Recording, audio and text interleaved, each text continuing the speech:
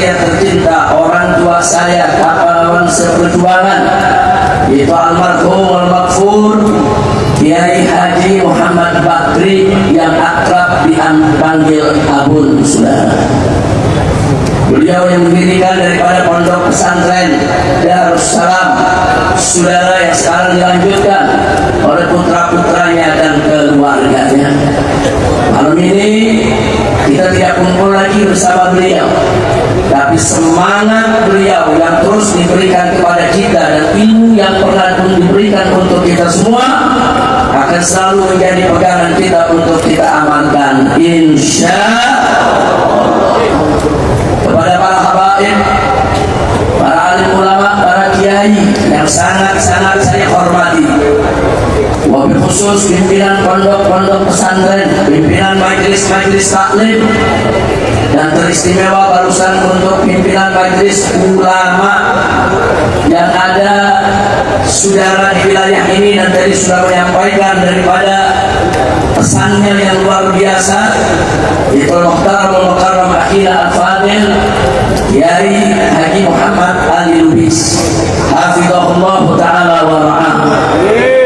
Kemudian tidak lupa salam penghormatan ini tentunya saudara secara istimewa kita berikan kepada segenap panitia penyelenggara yang telah bekerja keras untuk mensukseskan acara ini, baik dari pondok pesantren Darussalam maupun dari pondok pesantren Muhammadur Rasul ataupun majelis-majelis yang lainnya, juga untuk sahabat-sahabat seperjuangan saya dari para pengurus Front Persaudaraan Islam, saudara yang ada di Siantar ini maupun yang datang dari kota Medan, saudara. Mudah-mudahan Allah memberikan ganjaran yang berlipat ganda. Kemudian tidak lupa salam penghormatan ini kita sampaikan juga kepada para umara kita, para pemimpin kita, baik dari sipil TNI maupun Polri-nya yang hadir bersama kita di tempat ini maupun diwakili, dan barusan juga kita sudah sama dengarkan Ibu Wakil Wali Kota kita sudah menyampaikan, yaitu daripada sambutannya yang mana tadi tertuliskan di sana, dibacakan ya bahwa diharapkan dari peringatan Maulid ini sudah kita bisa meneladani akhlak Nabi Muhammad SAW, sehingga kita bisa membangun toleransi, bisa kita membangun persaudaraan yang kuat, membangun persatuan kesatuan untuk selalu kita membela agama, bangsa dan negara, insya Allah. Ahibadil kiram, bicara tentang akhlak Nabi alaihi salatu wassalam, kita perlu menggarisbawahi terlebih dahulu bahwa saudara, misi kenabian yang dibawa oleh Nabi kita Sayyiduna Muhammad sallallahu alaihi wa alihi wa sahbihi wasallam tidak lain dan tidak bukan adalah misi penyempurnaan akhlak. Dan itu disampaikan sendiri oleh Nabi, Pak. Nabi sendiri yang bicara, Bu. Apa kata beliau? Beliau mengatakan, innama bu'ithu liutammima makarimal akhlak. Sesungguhnya aku ini diutus hanya untuk menyempurnakan kemuliaan akhlak. Subhanallah. Jadi memang misi kenabian itu untuk penyempurnaan akhlak supaya umatnya berakhlakul karimah. Oleh karenanya saudara, semua yang dibawa oleh Nabi diajarkan kepada kita, baik yang berkaitan dengan akidah ataupun syariat maupun yang berkaitan dengan akhlak lainnya, tujuannya tidak lain dan tidak bukan supaya akhlak umat Islam sempurna mulia, insya Allah. Sudah, kenapa kita diharamkan kemusyrikan? Kenapa kita diharamkan perdukunan? Kenapa kita diharamkan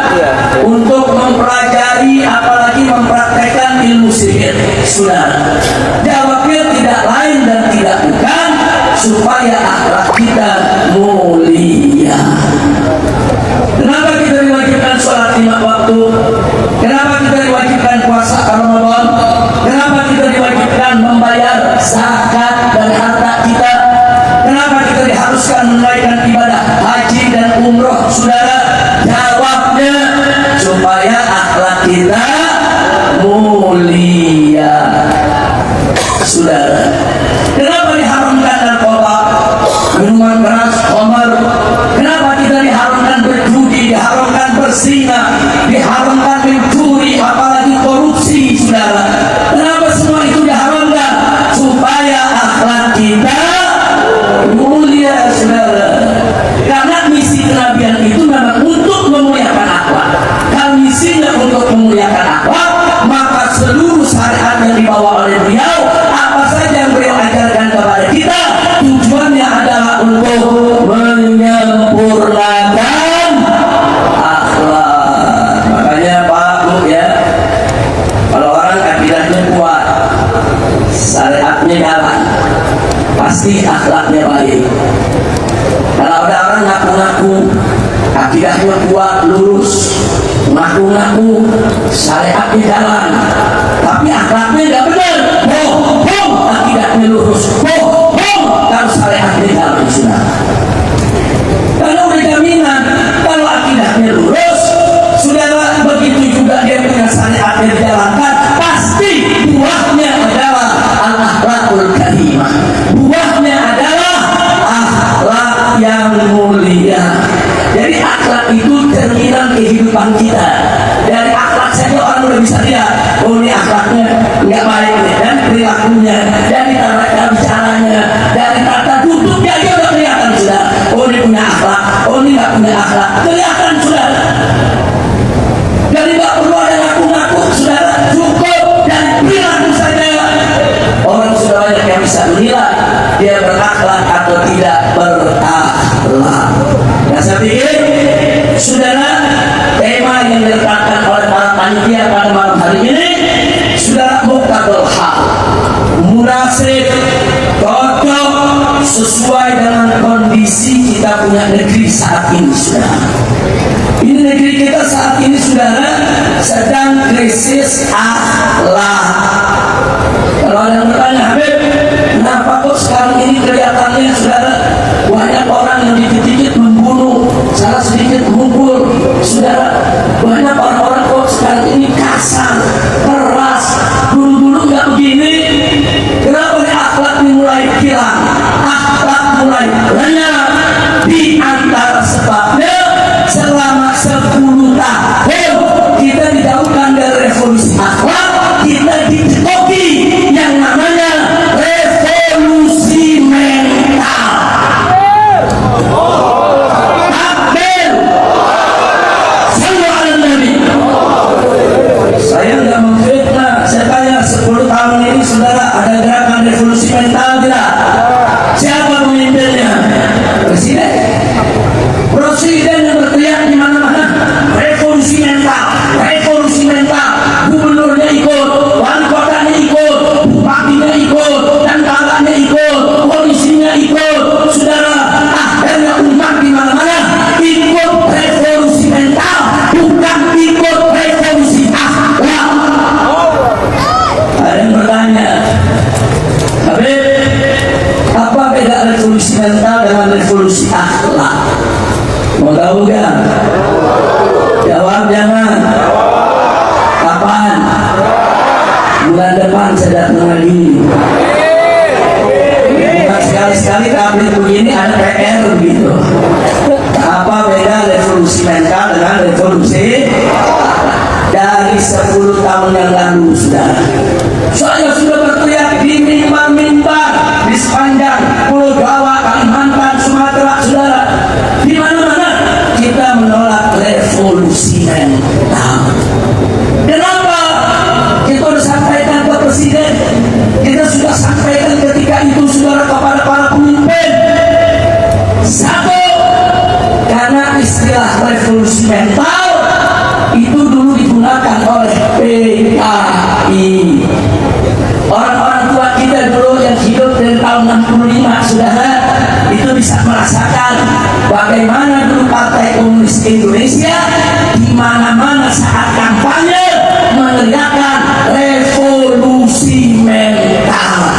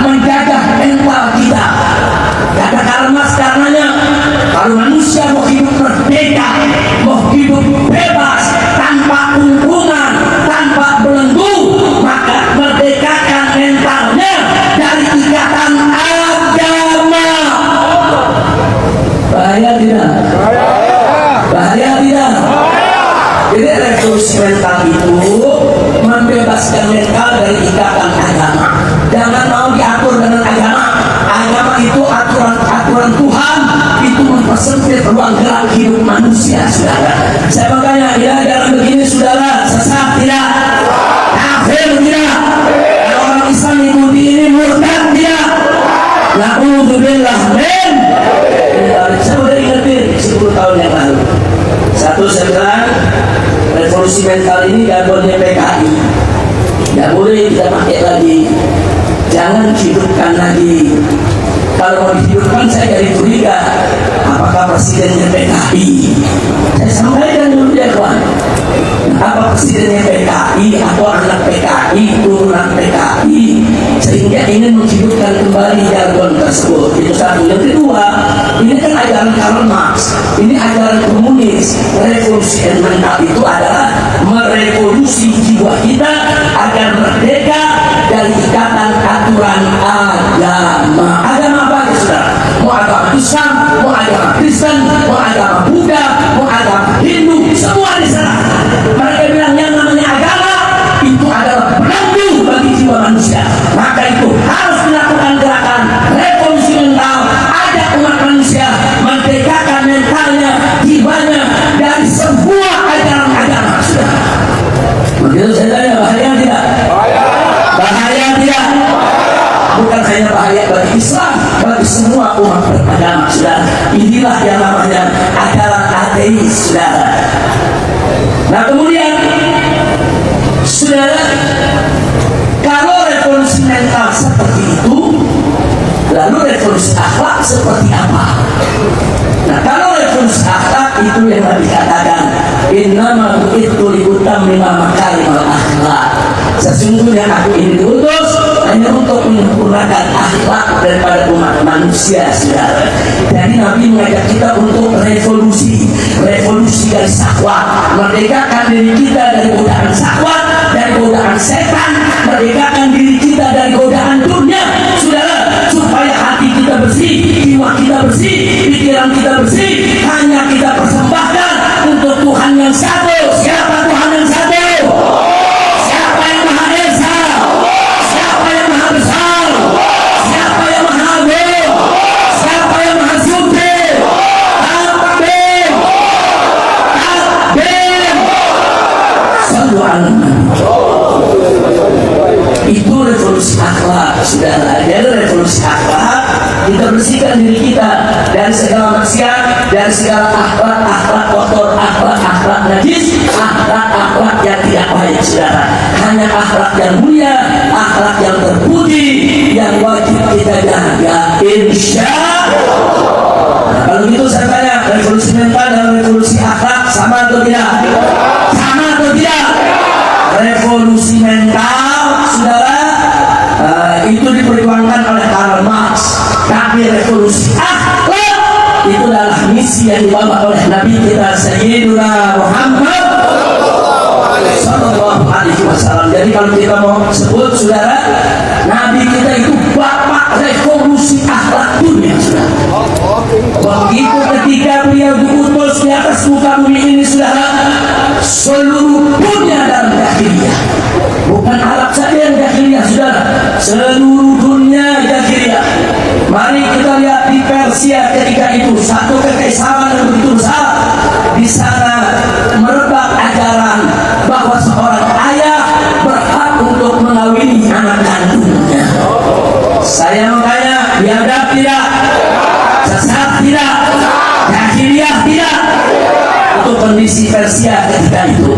Mari kita lihat kondisi di tengah bangsa Arab. Ya, anak-anak perempuan banyak yang dikubur hidup-hidup, saudara. Banyak anak perempuan dikubur hidup-hidup, saudara. Saya tanya, biadab tidak, jahat tidak, zalim tidak? Ya, seluruh dunia jahiliyah. Di Eropa, saudara, oh ada tontonan, saudara. Setiap pekan, setiap bulan ada tontonan.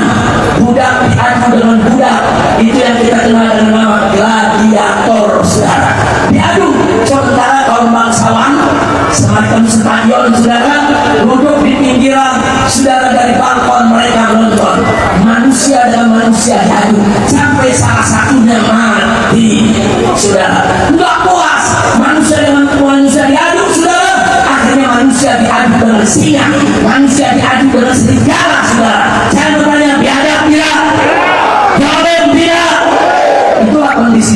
saudara.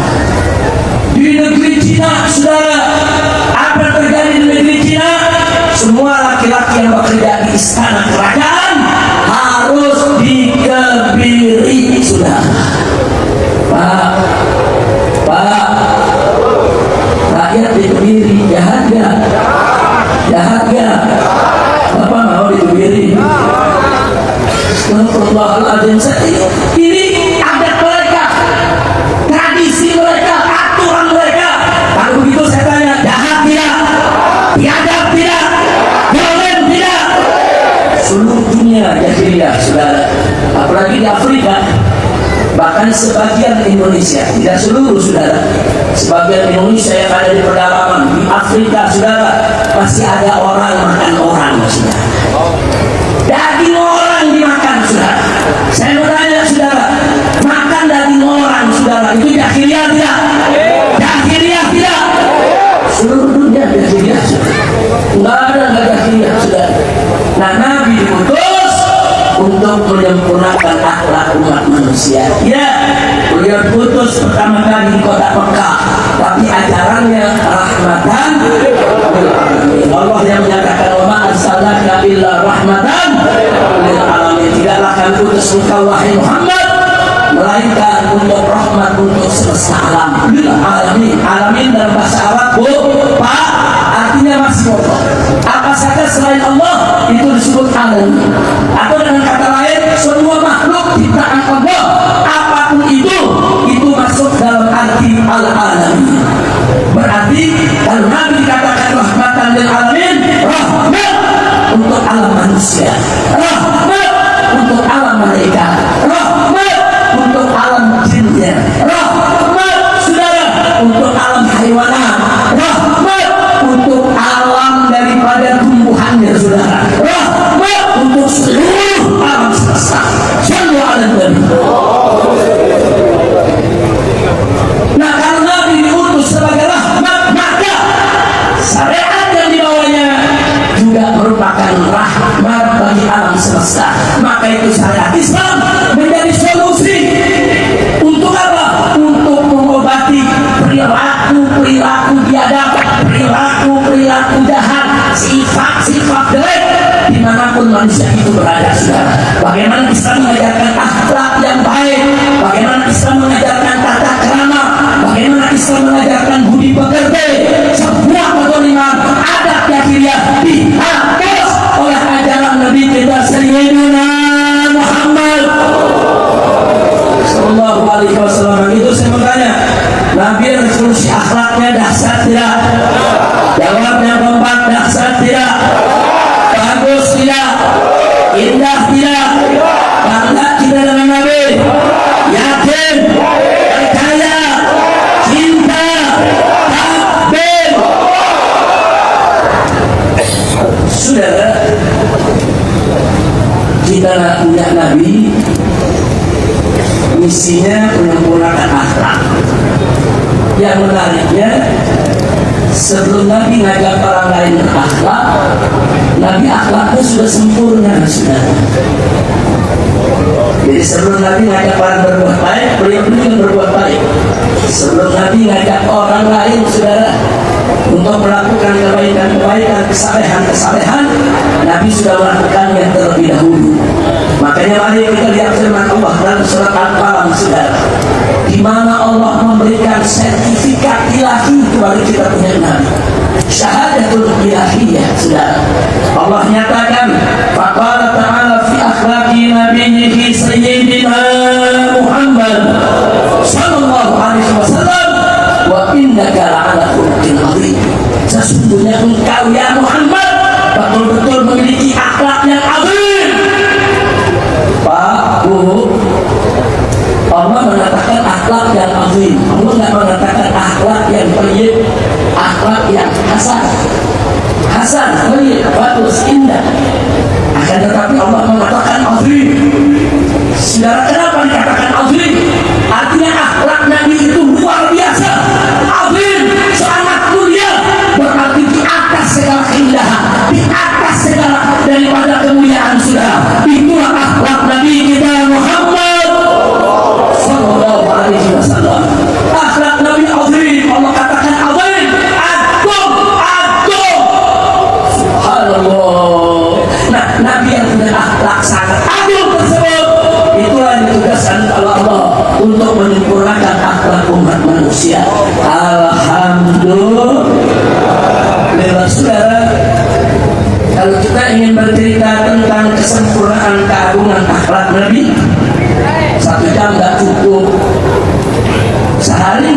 Nabi, seminggu juga belum tenang, sebulan, setahun, tidak akan ada habisnya sudah. Seumur hidup kita sekalipun menceritakan tentang kesempurnaan akhlak Nabi, tidak akan ada pernah selesainya sudah. Kenapa? Saking sempurnanya. Sallu ala Nabi. Betul-betul sempurna sudah. Tapi sungguh pun begitu, ada pelajaran begitu bagus dari Sayyidatina Aisyah radhiyallahu anha. Siti Aisyah, salah satu istri Nabi yang sangat disayangi oleh Nabi sudah. Beliau hidup bersama Nabi, tidur bersama Nabi, serumah sekamar dengan Nabi. Tentu yang namanya istri banyak tahu rahasia suami. Betul Pak? Pak, saya nggak tahu Anda, tapi istri tahu nggak? Oh, apa? Saudara seluk-beluk suami yang paling hafal istri. Begitu juga ibu. Bu, yang paling tahu rahasia ibu siapa? Suami. Nah, jadi Sayyidatina Aisyah paling tahu rahasia Nabi. Datang tabi'in bertanya kepada Sayyidatina Aisyah, ya ummul mukminin, wahai ummul mukminin, wahai ibunya orang yang beriman, kaifa kana khuluqun Nabi sallallahu alaihi wasallam. Bagaimana sih sebetulnya akhlak Nabi? Itu pertanyaan besar. Pertanyaannya bagaimana sih akhlak Nabi? Kamu mau tahu? Karena Sayyidatina Aisyah, istri yang disayang Nabi, hidup di rumah dengan Nabi, bahkan serandang dengan Nabi, saudara, yang paling tahu rahasia Nabi, saudara. Sekarang sahabat bertanya, Nabi yang bertanya kepada Sayyidatina Aisyah radhiyallahu anha, ditanya, kaifa kana khuluqun Nabi? Bagaimana itu sebetulnya akhlak Nabi? Apa jawaban Sayyidatina Aisyah? Saudara, dengan kecerdasannya, dengan kepintarannya, dengan keluar biasaannya, dengan spontanitasnya, sudah badahiyah, beliau langsung menjawab singkat, padat, ringkas, jelas. Beliau katakan, karena khuluqul Quran. Subhanallah. Singkat jawabnya, singkat, karena khuluqul Quran. Khuluq Nabi, akhlak Nabi, tidak lain dan tidak bukan adalah Al-Quran. Subhanallah. Kenapa saya katakan jawaban ini ringkas, jelas, singkat, padat, saudara? Lihat, cuma berapa kata, karena khuluqul Quran, akhlaknya Al-Quran, turun begitu aja saudara. Tapi maknanya luar biasa. Ucapan Sayyidatina Aisyah tadi berarti menjelaskan kepada kita bahwa semua perbuatan Nabi, ucapan Nabi, perilaku Nabi, apa saja yang dilakukan oleh Nabi, saudara, sepanjang apa yang dikatakan oleh Sayyidatina Aisyah, tidak lain dan tidak bukan adalah pengamalan isi kandungan Al-Quran. Bagaimana Al-Quran itu membimbing, saudara, begitulah kita punya akhlak, kita punya Nabi. Bagaimana Al-Quran itu membina, begitu akhlak Nabi kita, saudara. Al-Quran memerintahkan begitu banyak kewajiban, semua dikerjakan oleh Nabi. Tidak ada satupun kewajiban yang ditinggalkan oleh Nabi, saudara. Al-Quran mengharamkan berbagai kemungkaran dan kemaksiatan. Demi Allah, tidak ada satupun kemaksiatan yang pernah dilakukan oleh Nabi seumur hidupnya, saudara. Bahkan, saudara, di benak Nabi, demi Allah, jangankan berbuat maksiat, terlintas di benak Nabi, di pikiran Nabi untuk melakukan maksiat tidak pernah terjadi seumur hidupnya. Takbir, sallu ala Nabi. Luar biasa, saudara. Jadi jawaban Siti Aisyah itu cerdas. Anak Nabi Al-Quran. Jadi baca Al-Quran, pelajari Al-Quran, gali Al-Quran, saudara, itu akhlak itu. Oh, Nabi sholat karena perintah Al-Quran, saudara, dari Allah Subhanahu wa Ta'ala. Ya, akhlak itu, saudara, sholat itu akhlak kita, akhlak setiap muslim. Oh, Al-Quran memerintahkan puasa Ramadan, Nabi puasa, puasa itu akhlak kita, saudara, karena itu akhlak Nabi, saudara. Jadi sekali lagi, saudara, bahwa Nabi adalah bapak revolusi Allah. Nah, sampai di sini saya mau tanya lagi, revolusi mental dari Nabi bukan? Dari Nabi bukan? Revolusi akhlak dari siapa? Dari siapa? Jadi sekarang saya mau tanya jamaah di sini, mau pilih revolusi mental atau revolusi akhlak? Mental atau akhlak? Takbir! Sallu ala Nabi. Jadi gara-gara revolusi mental banyak orang korupsi sudah. 10 tahun bangkrut kita punya negeri karena kebanyakan korupsi. Gara-gara betul revolusi mental. Jadi banyak korupsi. Fakta sudah, dulu zaman Pak Harto ada korupsi, bukan nggak ada, tapi korupsinya di kolong meja. Korupsinya di mana? Kolong meja. Artinya apa? Masih punya malu sudah. Masih punya malu. Masuk reformasi 98, kita pikir negeri akan lebih baik. Alhamdulillah, wah, harapannya luar biasa. Ternyata saudara korupsinya naik di atas meja. Zaman Pak Harto korupsi kolong meja. Setelah korupsi, saudara, setelah reformasi korupsi di atas. Begitu revolusinya ada meja-mejanya di korupsi. Kacau tidak? Ayo sama kalian semua, kacau tidak? Kacau tidak? Gara-gara revolusi apa tuh? Revolusi kacau saudara. Korupsi nggak tanggung-tanggung, gila-gilaan saudara, sampai triliun-triliunan. Masya Allah, saya mau tanya orang sekitar pernah lihat duit 1 triliun? Bapak pernah lihat? Kesian. Jujur pernah lihat nggak? Nggak pernah lihat. Sama. Tapi juga nggak pernah lihat. Cuma sedih aja. Sudah sakit hati. Kok korupsi yang triliun-triliunan sudah? Inna lillahi wa inna ilaihi raji'un. Nah, saudara, satu lagi saya kasih contoh. Dulu di zaman Pak Harto, negara membangun BUMN, saudara. Apa itu BUMN? Badan Usaha Milik Negara, saudara. Ada yang ngurus perbankan, ada yang ngurus perumahan, ada yang ngurus penerbangan, ada yang ngurus perkebunan, ada yang ngurus kehutanan, ada yang ngurus lingkungan, saudara, ada yang ngurus pendidikan, kesehatan, dan lain sebagainya. Untuk apa itu dibangun, saudara? Badan Usaha Milik Negara. Ada yang bikin bank, saudara. Nah, itu termasuk Garuda penerbangan, itu BUMN, saudara. Nah, untuk apa? Untuk bisnis, dagang. Negara dagang, saudara. Jangan fair. Untuk apa keuntungannya? Untuk membiayai negara. Gaji pegawai negeri diambil dari situ, saudara. Gaji ASN, gaji tentara, gaji polisi, gaji guru, bangun sekolah, bangun puskesmas, bangun klinik, bangun jalan raya, bangun saluran listrik ke desa-desa, saudara. Sementara pajak rendah.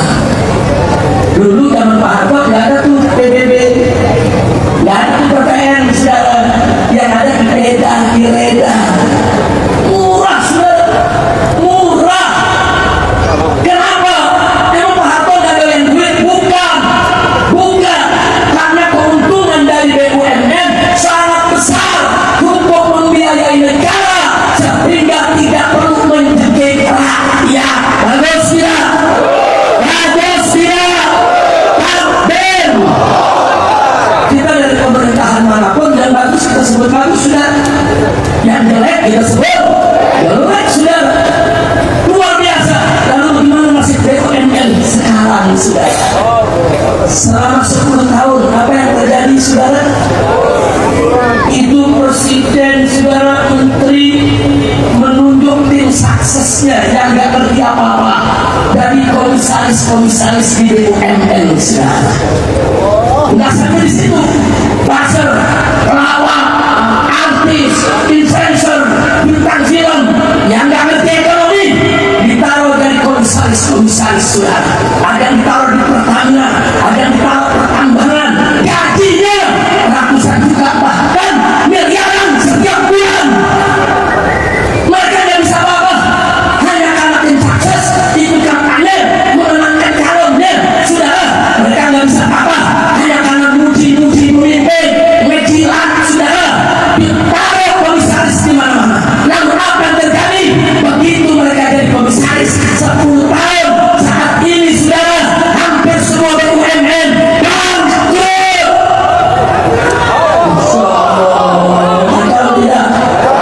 Kalau tidak, semua BUMN dulu zaman Pak Harto, kalau orang dikasih jadi komisaris di Pertamina, ada fit and proper test, ada ujian dulu, saudara, dia bisa dan ngurusnya.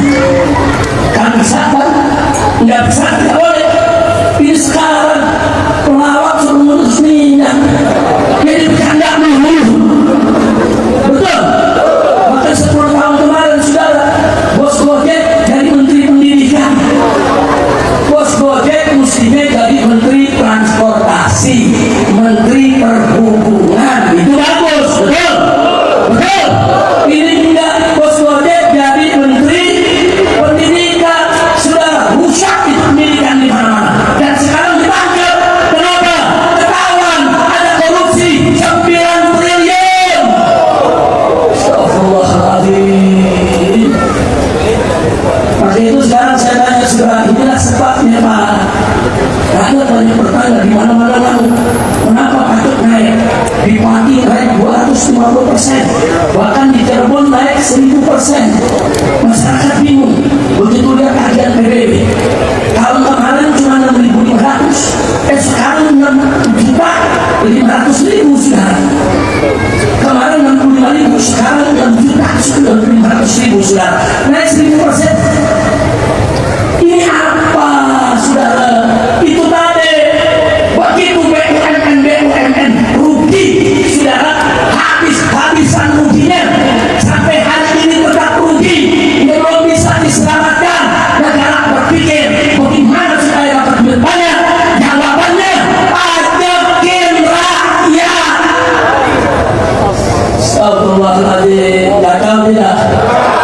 Gagal tidak? Bu,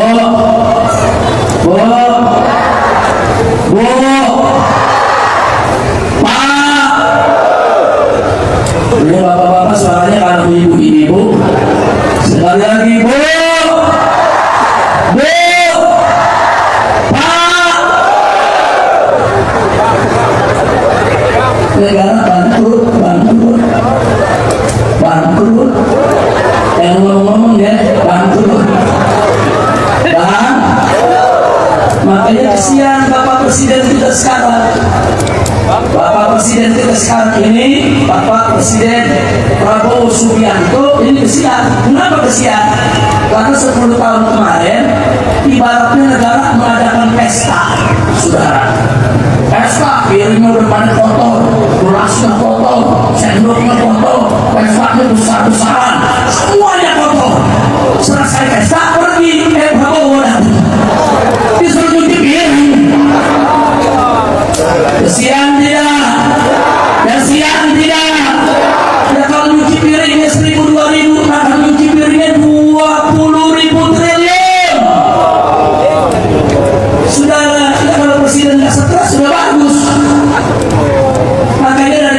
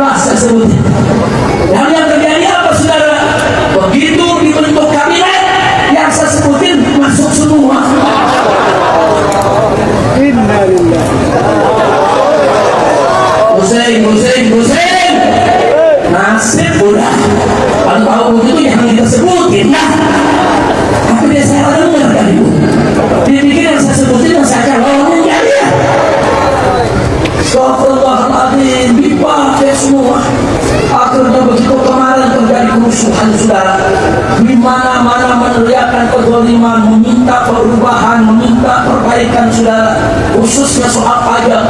Akhirnya saya dihubungi lagi, minta nasihat lagi.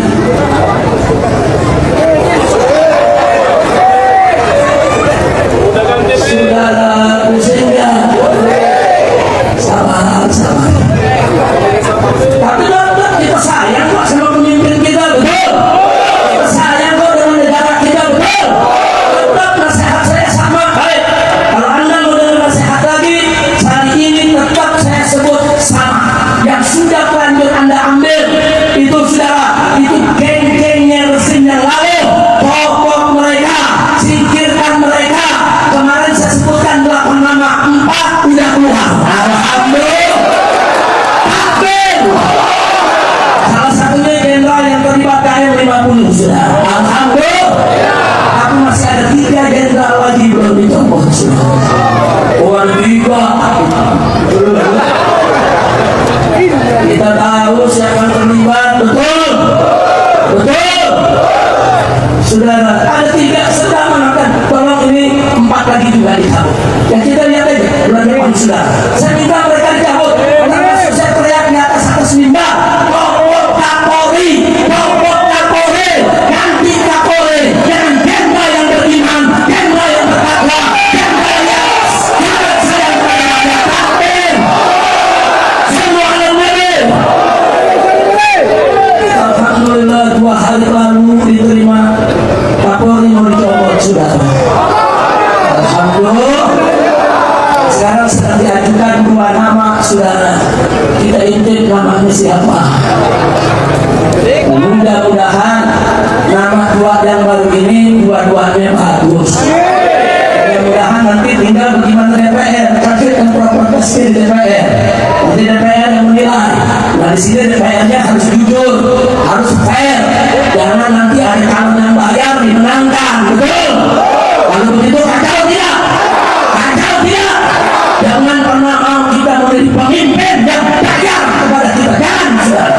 Pilih pemimpin yang jujur, pilih pemimpin yang adil. Itu yang akan membawa kesejahteraan, betul?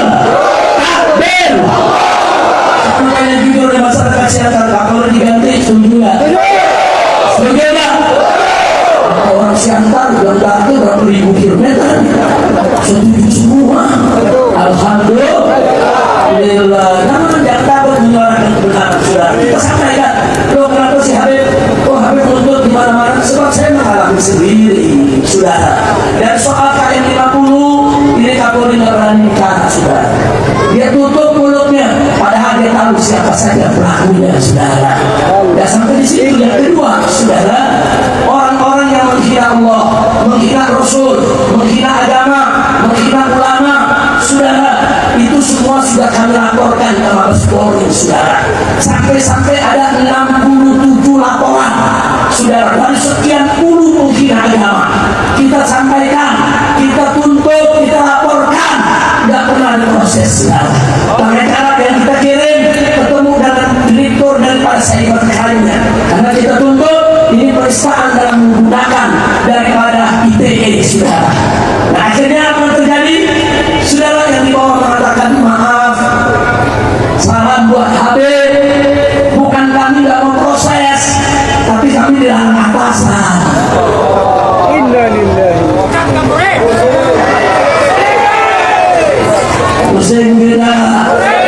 Pusing tidak. Ya kalau Kapolri model begini, Islam dihina dia diam, ulama dihina dia diam, agama Islam dihina dia diam, mau ngapain kita pertahankan jadi Kapolri? Betul. Kapolri pernah ngomong, bicara kepada anak buahnya, jangan ada yang berbuat salah, jangan gali yang busuk. Pokoknya kalau ada anak buah salah, pimpinannya yang akan saya tegur, akan saya copot, kata Kapolri. Kemudian Kapolri menggunakan istilah ikan itu busuk dari kepala. Ikan busuk dari kepala. Jadi kalau ada polisi di bawah salah, busuk, kepala yang akan saya copot. Nah sekarang kalau memang begitu, ya Kapolri yang mesti dicopot, karena yang paling busuk, karena yang paling atas, betul? Takbir. Saudara, saya mau tanya, kalau kita ambil muka dulu atau cuci kaki dulu? Bukan kaki dulu, muka dulu. Yakin? Betul? Basuh kaki yang pertama dan terakhir. Jadi lebih dulu mana sama basuh muka? Saudara, itu ada pelajaran. Jadi kalau kita membersihkan negeri kita, saudara, dari muka dulu ke kaki. Maksudnya dari pejabat dulu yang di atas, lagi yang di bawah. Betul? Betul? Kalau di atasnya bagus, di bawah ikut bagus. Betul? Betul? Jadi kalau mau revolusi akhlak, jangan dimulai dari bawah, dimulai dari ulamanya, dimulai dari umaroknya, dimulai dari pemimpinnya. Nanti yang di bawah, begitu yang ulama, umarok, lurus, bagus, semua akan ikut mencontoh pemimpinnya. Betul? Takbir. Tapi kalau pemimpinnya jelek, gurunya jelek, yang muridnya akan lebih jelek. Betul? Ada pepatah dalam bahasa Indonesia, saudara, guru kencing berdiri, murid kencing berlari. Betul? Itu jadul. Itu jadul, ada di bahasa baru. Mau dengar? Guru kencing berdiri, murid kencingin guru. Ini sekarang begitu, muridnya lebih kacau lagi. Betul? Betul? Nabi udah nyampaikan sinfan minan nas, insaluha saluhan nas, wa in fasada fasadan nas, al ulama wal umara. Nabi udah kasih tahu ada dua jenis manusia. Ya kan, kedua jenis manusia ini baik, umat manusia akan baik.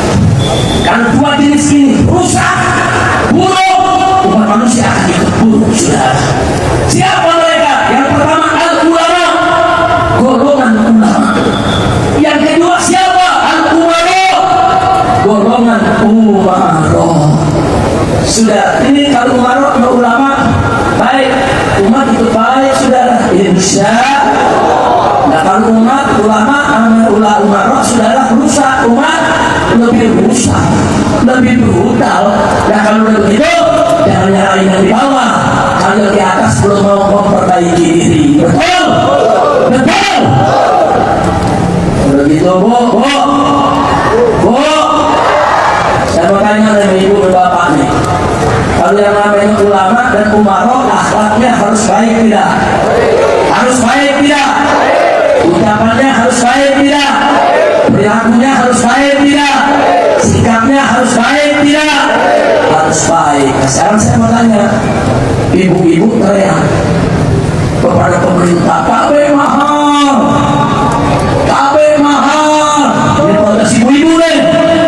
Pejabat di atas jawab, kalau mahal jangan beli. Pejabat tinggi, ada menteri jawabnya begini. Menteri jawabnya, oh, ayo sama-sama sebut cabai mahal.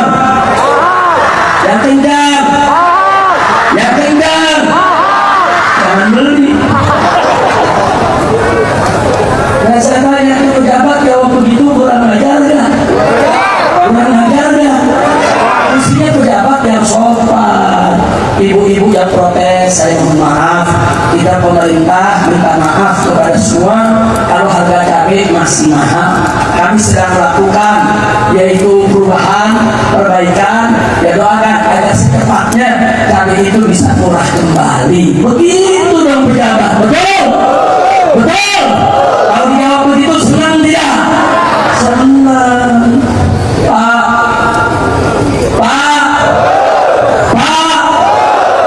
listrik mahal gak? Mahal gak? Bapak protes, listrik mahal. Protes Bu, mahal. Menterinya jawab, kalau mahal jangan pasang listrik. Kalau menteri jawab begitu, kacau tidak? Kacau tidak? Nah kalau nggak boleh pakai listrik berarti suruh pakai lilin lagi. Sebuah pejabat tidak boleh begitu. Kalau dibilang listrik mahal, sudah jawab yang bagus ya.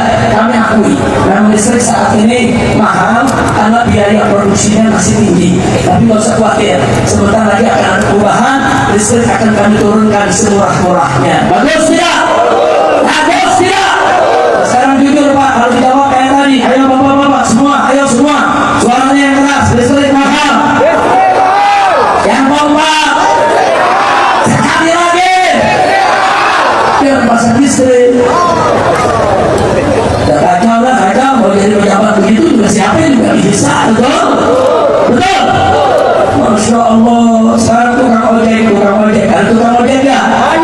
Ada kan di Siantar? Ada tukang ojek? Betul, betul ada, betul. Hidup betul. Takbir. Saudara tukang ojek teriak, pemerintah bensin mahal, kami mau kerja susah, mau dapat penumpang bensinnya mahal, bayar aplikatornya juga mahal, sampai 20%. Bagaimana penghasilan kami? Menteri gawat, kalau bensin mahal, nggak usah isi bensin. Kalau nggak usah isi bensin, naik ojek pakai apa? Pakai air kencing. Astagfirullahaladzim. Saya tanya, kacau tidak? Kacau tidak? Makanya tukang ojek paling lama kemarin di Jakarta sudah. Karena jawabnya ini tidak profesional dan tidak proporsional, tidak menunjukkan dia seorang pejabat sudah. Ada lagi yang lebih kacau satu lagi, jenderal tua. Jadi harus pertama. Ada lagi di jenderal atau dengan sudah. Rakyat lagi protes, pajak mahal, saudara. Rakyat kritik, protes apa dia bilang? Rakyat Jakarta, nggak usah demo-demo. Kalian tidak punya jasa kepada negara. Kalau masih demo, sono pergi ke luar negeri.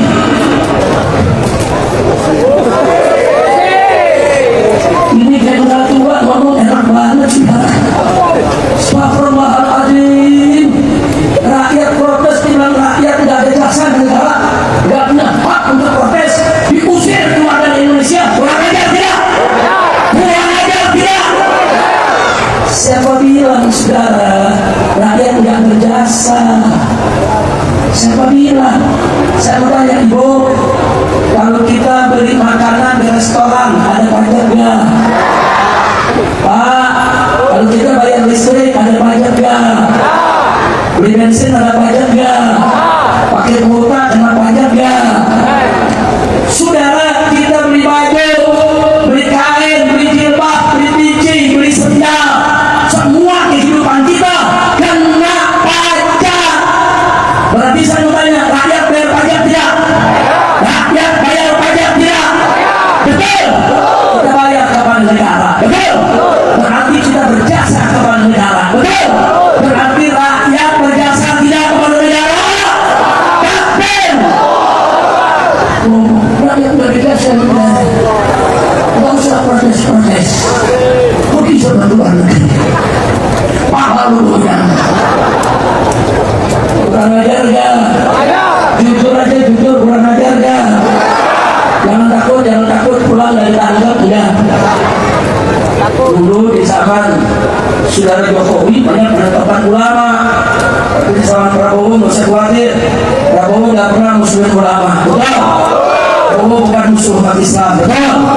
Memang Prabowo harus selalu dinasehati, diingatkan, disupport, didorong agar beliau berani melawan para mafia, melawan para koruptor, melawan para oligarki untuk membela rakyat, bangsa dan negara. Betul? Saya mau tanya semua, kalau Bapak Presiden Prabowo serius, saudara, kalau serius perang lawan mafia, perang lawan koruptor, perang lawan oligarki, saudara, betul-betul serius beliau mau perang itu, dukung dia? Dukung dia? Siap bela beliau? Siap lawan mafia? Siap lawan koruptor? Siap lawan oligarki? Siap bela negara? Siap bela presiden? Takbir! Takbir! Angkat tangan semua, takbir!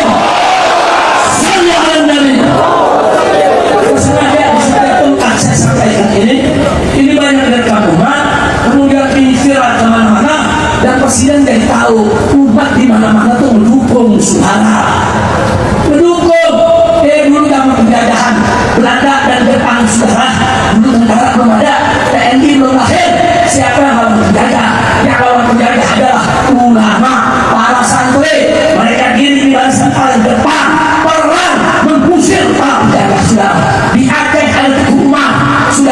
Di Sumatera Utara sini saudara ada Sisi Manangaraja saudara. Di Sumatera Barat sana ada Imam Bonjol saudara. Di Jawa Tengah ada Diponegoro saudara. Di mana-mana di Ambon ada Patimura saudara. Di mana-mana semua melawan penjajah. Maka itu sekarang Presiden jangan ragu. Kalau Anda betul melawan mafia, melawan oligarki, melawan daripada koruptor, nggak usah lawan.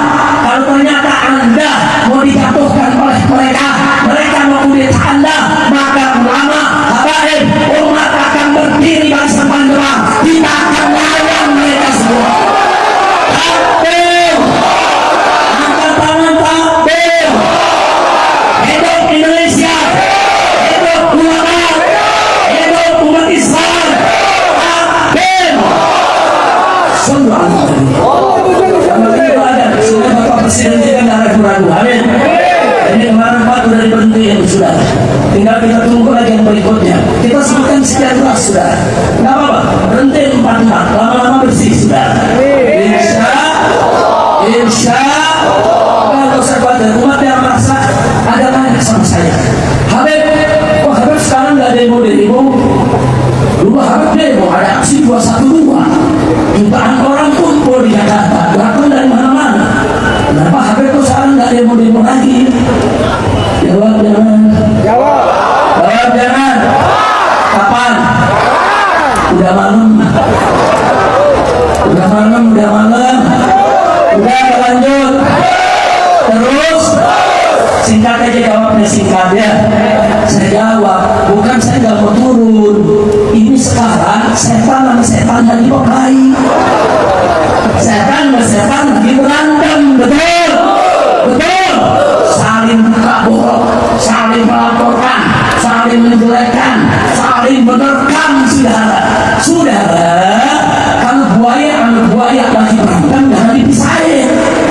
Jangan. Sudah makan lagi gigit-gigitan kita pisahin, kita tonton dia. Betul. Setan lagi berantem kalau perlu bantuin lagi. Setuju ya? Ada protes. Sampai gimana sih lagi maulid ngomongnya adu. Saudara, kalau adu domba hukumnya haram. Adu kambing haram. Adu ayam haram. Nggak boleh. Apalagi adu orang. Manusia diadu boleh, haram. Betul. Jawab semua. Adu domba haram atau haram? Adu manusia haram atau haram? Jawab semuanya yang semangat. Adu domba halal apa haram? Adu domba hukumnya lagi adu domba, adu orang, adu manusia, adu setan.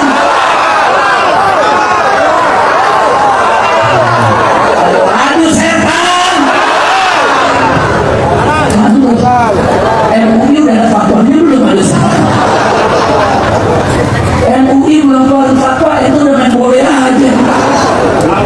Kira-kira jelas ya? Sekali lagi, adu domba, adu manusia, adu setan. Jadi tenang. Jadi kalau setan lagi mau kelahi, kita gelar tikel aja. Gelar tikel, taruh kopi Medan, makannya pisang goreng. Oh, cakep itu, lihatin aja dia berantem, betul? Setan berantem, yang satu kan kalah, betul? Begitu yang satu kalah, yang satu kan lagi capek, bawa pelur, kita gorokin. Betul? Setuju? Takbir! Sallu ala Nabi. Saudara, ada yang mau singgung sedikit. Setan lagi berantem. Ada rahasia apa sih, Bet? Rahasianya dalam beberapa tahun terakhir ini umat Islam di mana-mana, di tabligh akbar, di peringatan maulid, di Isra Mi'raj, di pesantren, di madrasah, di masjid, di mushola, banyak yang membaca sholawat tasghir zalimin bi zalimin. Saudara, apa sih arti tasghir zalimin bi zalimin? Artinya ya Allah bikin sibuk orang zalim dengan orang zalim. Bikin sibuk mereka ya Allah, hancurkan sesama mereka. akhrijna min baini misalnya. Dan ya Allah, keluarkan kami umat Islam dari tengah-tengah kezaliman mereka dalam keadaan selamat. Teruskan doanya, teruskan doanya.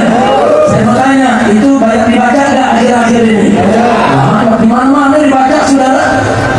Sekalian baca ini, saudara, di mimbar ini 10.000, di mimbar sana 20.000, di mimbar sini 50.000, di mana-mana ribuan umat baca itu doa. Ada yang nangis, yang sahdu, yang tersentuh, doanya diterima oleh Allah, saudara. Dan sekarang Allah sedang mempertontonkan kepada kita bagaimana si zalim sedang ribut dengan si zalim, si zalim sedang menjatuhkan si zalim, si zalim sedang bermusuhan dengan si zalim. Alhamdulillah. Senang tidak? Senang tidak? Jadi bersyukur kepada Allah. Lalu ada yang nanya, zalim lagi berantem, si zalimnya siapa sih, Be? Jawab ya, jawab. Mau jawab ditanggal. Mau jawab sekarang nggak pulang ke Jakarta nih.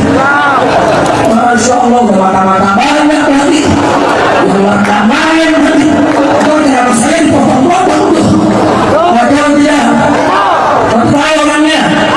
Tahu? Tahu? Benar? Benar? Jangan disebut. Lu pakai nyebut lagi lu. Jangan nyebut, tapi yang disebut benar. Alhamdulillah. Saya nggak nyebut, Bu. Saya nggak nyebut, betul. Oh, yang nyebut di sebelah sana, tapi yang disebut benar, Bu. Ada aja, Bu. Udah kacau tidak. Dan sekarang kita sama-sama, saudara, sebagai tanda rasa syukur kita kepada Allah. Yuk rame-rame malam ini kita baca dulu sholawat asbir zalimin bidzalimin sebelum kita lanjutkan. Setuju? Di sini ada tim hadrohnya. Tim hadroh bisa ngiringin? Ya, ayo ngiring. Nanti Habib Muhammad bin Hadi Al-Habsyi, saya punya menantu yang akan memimpin bacaan. Semua ikut baca. Setuju? Setuju? Ya, silakan mulai Habib Muhammad. Allahumma shalli ala sayyidina Muhammad wa ajmil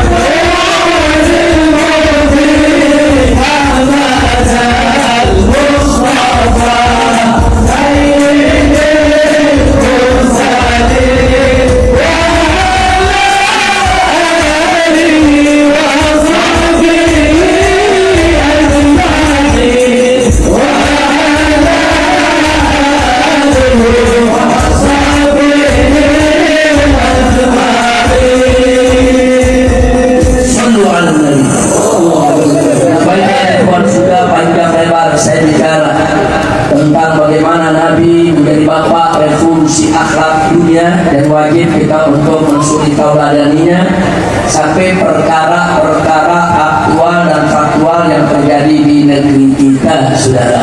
Nah, artinya apa? Kembali kepada yang kita sampaikan tadi, kenapa itu kebobrokan terjadi di kita punya negeri? Karena rusaknya akhlak. Jadi kalau mau benar ini negeri, saudara, maka wajib revolusi akhlak. Siap revolusi akhlak? Siap revolusi akhlak? Ayo semua, ya revolusi. Ayo revolusi, revolusi akhlak sekarang juga. Ayo revolusi, revolusi akhlak sekarang juga.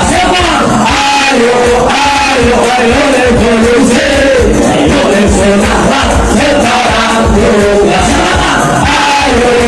Ayo revolusi, revolusi akhlak sekarang juga. Ayo revolusi, revolusi akhlak sekarang juga. Ayo revolusi, revolusi akhlak sekarang juga. Revolusi akhlak. Nah, baik saudara, insya Allah kalau kita revolusi akhlak, bukan hanya negeri kita yang Allah beresin, saudara. Bahkan saudara-saudara kita di dunia yang sedang menderita, semua akan diberesin Allah, termasuk Palestina. Saudara, saya tanya, sedih tidak melihat nasib Palestina? Sedih tidak? Sedih tidak? Saya mau lihat di sini catatan saya, saudara.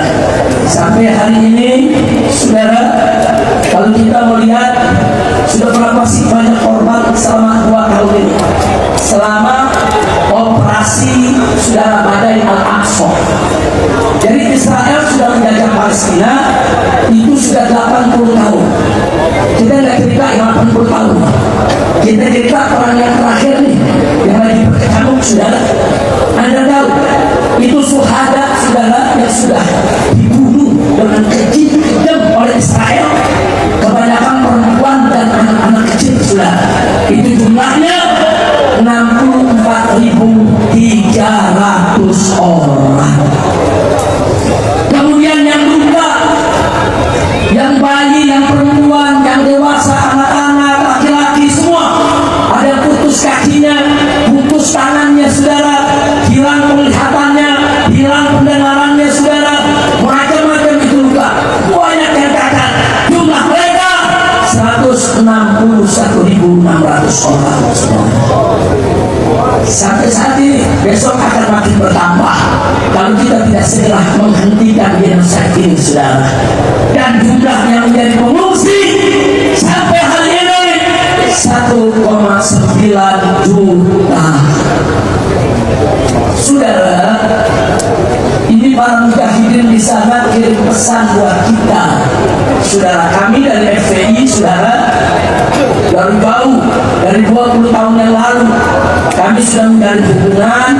Kami buka kantor-kantor kami dan orang-orang Palestina yang ada di sana untuk menyalurkan berbagai macam bantuan buat jandanya, buat yatimnya, buat keluarga syuhadanya, saudara.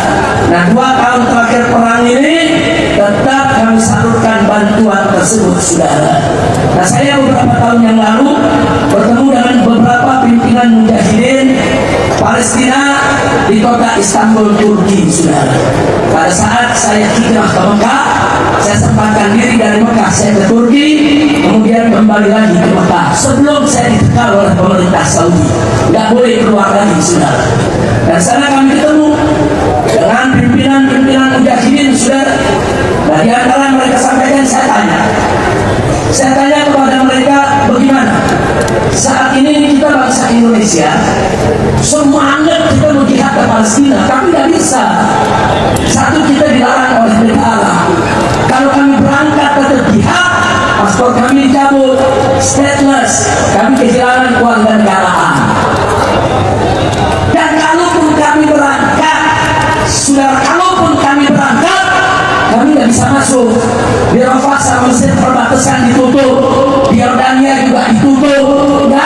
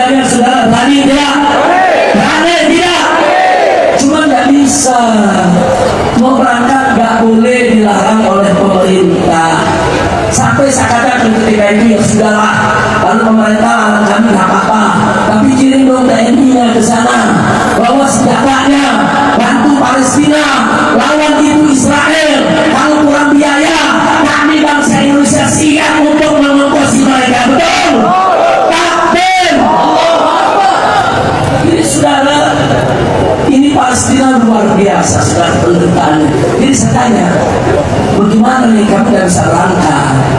Apakah mujahidin bisa cukup? Apa jawab mereka? Habib Rizik, kami belum butuh pemuda-pemuda berangkat ke negeri kami dari Indonesia. Pemuda kami masih cukup, mereka berani-berani, dan kami bisa buat senjata sendiri. Hanya kami mohon bantuan, jaga saudara-saudara kami yang perempuan, laki, para pengungsi, jangan sampai mereka kelaparan, kehausan. Jaga dan bantu kami kami butuh dana. Persenjataan itu butuh dana, makanan itu butuh dana, minuman itu butuh dana. Tolong itu saja, kalau bangsa Indonesia membantu itu saja cukup bagi kami. Allah, terus saya tanya lagi sama mereka. Saya mau tanya, kami di Indonesia suka demonstrasi, aksi-aksi bela Palestina. Nah, ada saudara kami di Indonesia bilang, nah itu nggak ada manfaatnya, itu nggak ada dalilnya, itu nggak nyunah, itu ditolak. Jadi saya mau tanya, apa betul kami di Indonesia tidak manfaat untuk Anda semua? Tahu apa dia jawab saudara? Mengagetkan jawaban mereka. Saudara, mereka jawab, Habib Rizik, justru dengan umat Islam di Indonesia yang jutaan turun ke jalan kibarkan bendera Palestina, menyuarakan free Palestine, pembebasan Al-Aqsa, saudara, itu membuat kami terharu. Yang tadinya kami mulai putus asa, kami pikir kami berjuang sendirian. Saudara-saudara anak kami di sekitar kami nggak ada yang mau tahu, nggak ada yang datang. Kami pikir kami sendiri, udah nggak ada peduli dengan kami. Ternyata saudara kami di maksud dunia itu artinya di dunia yang paling ujung, yang jaraknya jauh, puluhan ribu kilometer dari kami. Mereka peduli dengan kami, mereka yaitu membela kami, mereka menyuarakan kemerdekaan kami. Itu menjadi ambisi, itu menjadi support, itu menjadi motivasi. Yang tadinya kami sudah lesu, sudah hampir putus asa, kami bangkit kembali. Begitu kami sadar, ternyata kami tidak sendiri, bukan umat Islam saudara kami di berbagai dunia memperhatikan kami. Masya Allah.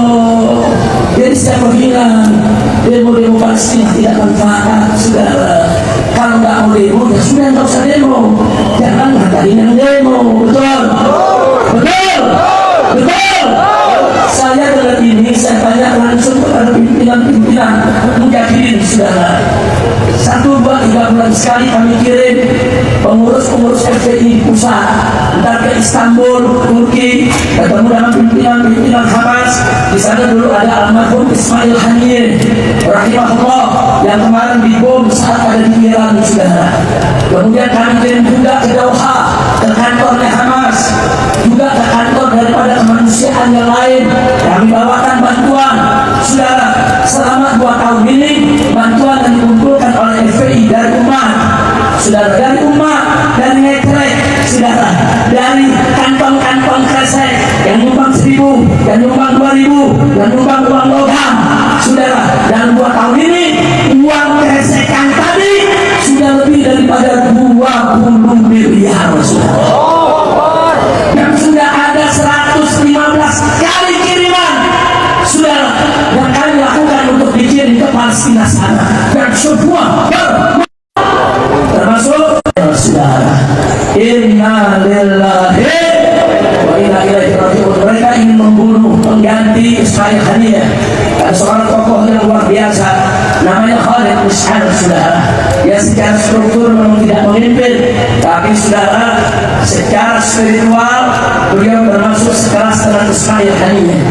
Nah, kantor itu tempat beliau bertugas, diincar memang ingin dibom, saudara. Alhamdulillah beliau diselamatkan. Beliau hanya beda 2 menit, belum sampai kantor itu sudah diledakkan oleh Israel, saudara. Saya mau tanya semua, Israel ini, saudara, biadab tidak? Jawabin tidak? Siap lawan Israel, siap bela Palestina, siap merdekakan Al-Aqsa. Sekarang saya minta, saya punya menantu berdiri, ajak semua untuk membawakan Al-Aqsa. Al-Quds lana. Jadi saya membuat syair-syair, saudara, pada saat ada aksi besar-besaran Palestina di Jakarta, saudara, ketika itu saya masih ada di kota suci Mekah. Saya kirimkan ini syair pada saat reuni 212. Nah sekarang silakan Abang Muhammad Al-Habsyi jelaskan syairnya, Arabnya dan Indonesianya, juga nadanya, terus kita bawakan rame-rame. Setuju? Takbir! Allahu Akbar! Naam ibadallah, Mars aksi bela Palestina ini digubah oleh Sayyidul Walid Al-Habib Muhammad Rizik bin Hussein bin Syahab, yang mana pertama dimulai dengan lirik bahasa Arab, kemudian diikuti dengan lirik bahasa Indonesia. Bagaimana liriknya? Pertama, Al-Qudsu lana. Bisa ikuti sama-sama? Bisa ikuti sama-sama? Al-Qudsu lana wal aqsa lana wa kullun haqquna fal jihadu sabiluna. Apa artinya ibadallah? Artinya Al-Qudsu lana. Al-Qudus adalah milik kita umat Islam. Wal Aqsa lana, dan Masjid Aqsa juga milik kita umat Islam. Wal kullu haqquna, dan semuanya adalah milik kita umat Islam. Fal jihadu sabiluna, dan jihad adalah jalan untuk memerdekakan mereka orang Palestina. Kemudian dilanjutkan dengan lirik bahasa Indonesia. Kami bangsa Indonesia setia bersama Palestina, berjuang untuk merdeka dari Israel Jordana. Ikuti sama-sama. Kami bangsa Indonesia setia bersama Palestina, berjuang untuk merdeka dari Israel Jordana. Setelah itu Palestina merdeka, semua angkat tangannya. Siap? Siap? Tim Hadroh boleh dibantu. Ayo sama-sama kita bawakan.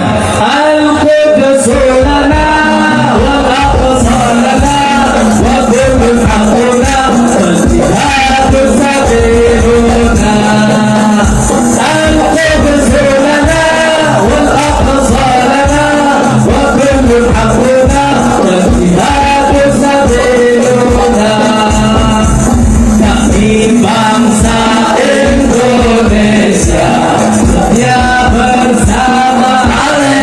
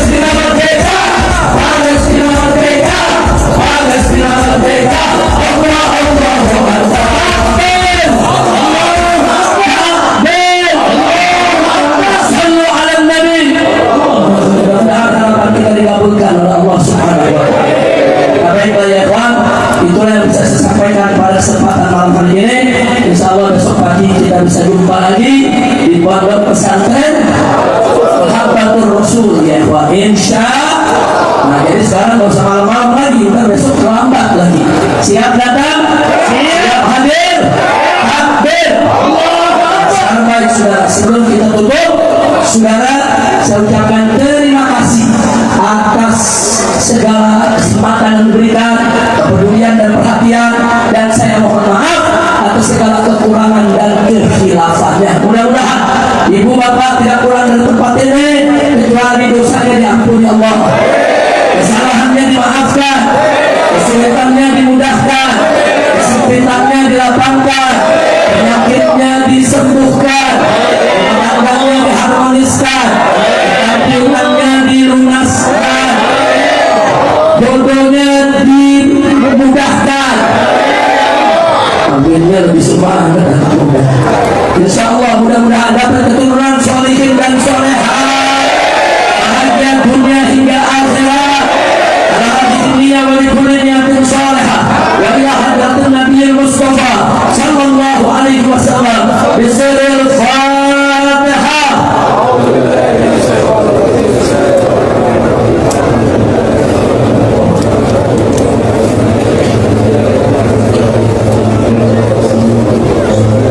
Kita tutup dengan takbir zikir. Kita minta Habib Hussein bin Zaid, saudara salah satu majelis surah dari DPP FPI, untuk menutup dengan takbir zikir. Sama-sama kita ikuti la ilaha illallah, sama-sama kita aminkan doanya. Setuju? Qala Rasulullah sallallahu alaihi wasallam abul mabuk ala wa nabiyina min qabli la